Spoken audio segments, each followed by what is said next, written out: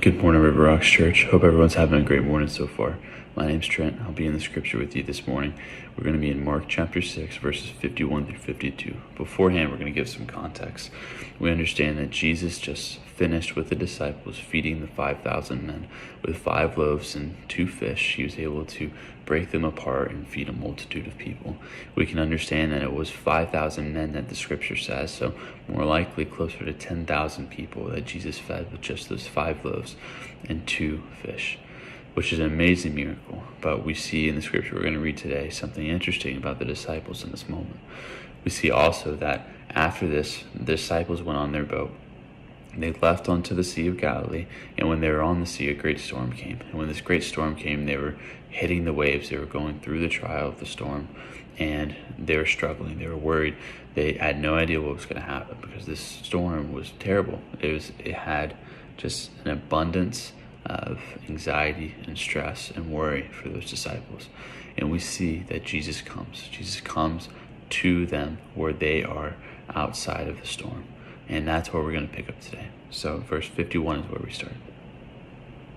It says, "Then he went up onto the boat to them, and the wind ceased. And they were greatly amazed in themselves beyond measure, and marveled, for they had not understood about the loaves, because their heart was hardened." Now, the verse right before this, Jesus tells them, "Be of good cheer, it is I, do not be afraid," because the disciples, when they saw Jesus, didn't know it was Jesus, they thought it was a ghost.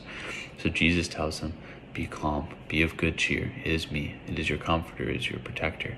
And in this moment, not only were they comforted and protected in that storm that they were in, but we see that they became believers in what happened with the feeding of the 5,000, that they didn't necessarily understand what happened, but they saw Jesus Christ calm a storm that they thought they were not going to survive, and that allowed for them to believe. Now, why? Why weren't they believing? If you look into verse 52, it says, "For they did not understand what happened with the loaves, because their heart was hardened." So I ask and I plead with you today, is your heart hardened to the message of Jesus Christ?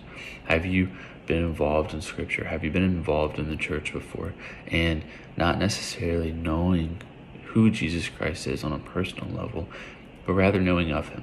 Now, the disciples beforehand might have known of him. They might have been walking with him for a little bit of time and trying to understand who he is. They see this miracle and they don't understand it. It just doesn't make sense to them. And it takes something bigger for them to rationalize who Jesus Christ is, because they had a hard heart to who he was.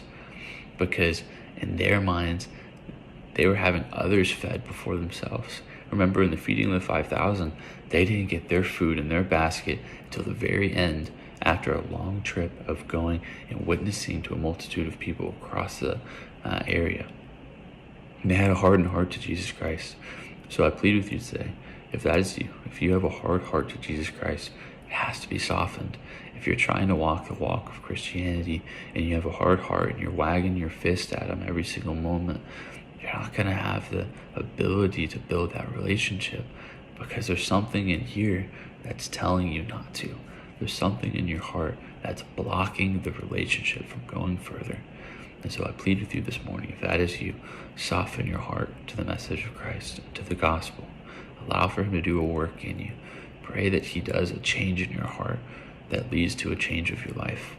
And if you don't know Christ, that's step number 1. But I hope this encourages you.